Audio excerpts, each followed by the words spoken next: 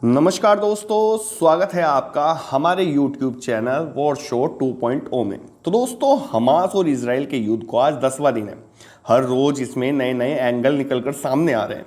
Hamas ने युद्ध की शुरुआत तो कर दी थी, पर अब लगता है यह युद्ध हमास के हाथों से निकल चुका है। मतलब जो हमास ने चाहा था वैसा बिल्कुल भी नहीं हो रहा है। हमास के बड़े लीडरों को लगता था कि हम बाहर बैठकर जिहाद के नाम पर लोगों को भड़काकर ये कुकृत्य करा देंगे और फिर फिलिस्तीनियों पर अत्याचार वाला कार्ड खेलकर बाकी दुनिया की सिंपैथी ले लेंगे।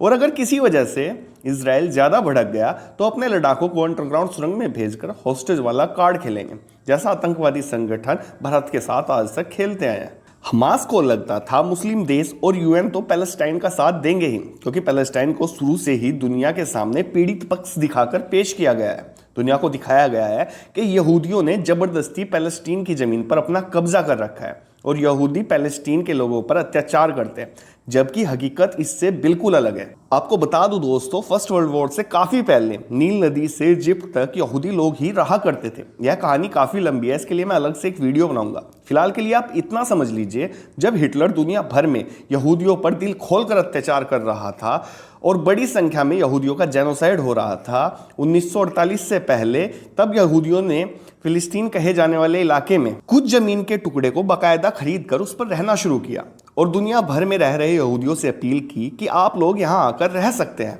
और 1948 में उस जमीन के टुकड़े को इजराइल करके नाम दिया और उसे एक देश घोषित कर दिया। ये तो हो गई इजराइल की बात। अब बात करते हैं हमास के बड़े लीडर्स की। उन्हें बर्दाश्त नहीं हुआ कि यहूदियों ने अपना एक अलग से देश बना लिया है। उन्होंने उसके बाद मासूम फिलिस्तीनियों को भड़काकर यह समझा कि यहूदियों ने पैलेस्टीन की जमीन पर अपना कब्जा कर लिया है।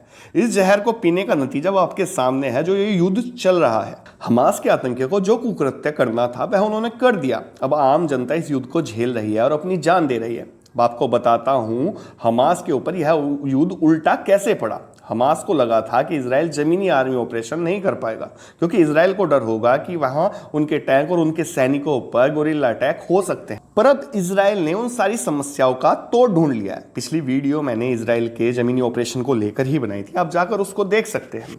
आपको बता दूं दोस्तों, जो समस्याएं इजराइल के सामने आने वाली थी उन सारी समस्याओं का हल अब इजराइल ने ढूंढ लिया है और युद्ध के मैदान में D9R को उतार दिया है।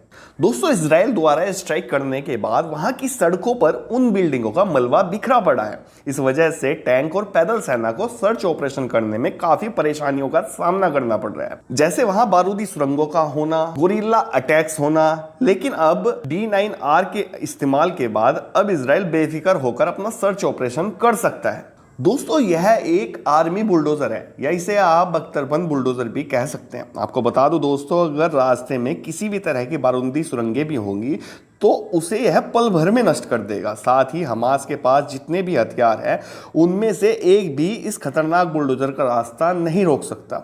इजरायली सेना जैसे जैसे गाजा पट्टी में प्रवेश करेगी और आगे बढ़ेगी, रास्ते में बहुत सारी सुरक्षा चौकियों को तोड़ने में ये बुलडोजर काम आएगा। बुलडोजर इतना भारी भरकम है कि इसका कुल वजन 62 टन है। दोस्तों, अगर इसकी कीमत की बात करें तो इस खतरनाक बुलडोजर की कीमत है 7,39,000 पाउंड, यानी करीब 7.5 करोड़ रुपयों के आसपास। बुलडोजर को और अधिक सुरक्षा प्रदान करने के लिए इजरायली सेना ने 2015 में इसे और अपग्रेड किया था। अपग्रेड करने के दौरान इसके सामने वाले हिस्से में बुलेट प्रूफ ग्लास लगाए गए और इसके साथ साथ इसमें मशीन गन, स्मोक प्रोजेक्टर भी लगाए गए। इसके ऊपर 15 टन का अतिरिक्त कवच लगा है, जो दुश्मन के बड़े से बड़े हमले में भी इसे सुरक्षा प्रदान करता है। तो फिलहाल के लिए इस वीडियो में इतना ही। अपनी रेकमेंड में जरूर दें, चैनल को सब्सक्राइब करने के साथ साथ बेल आइकन जरूर दबा दें। Thank you very much for watching this video.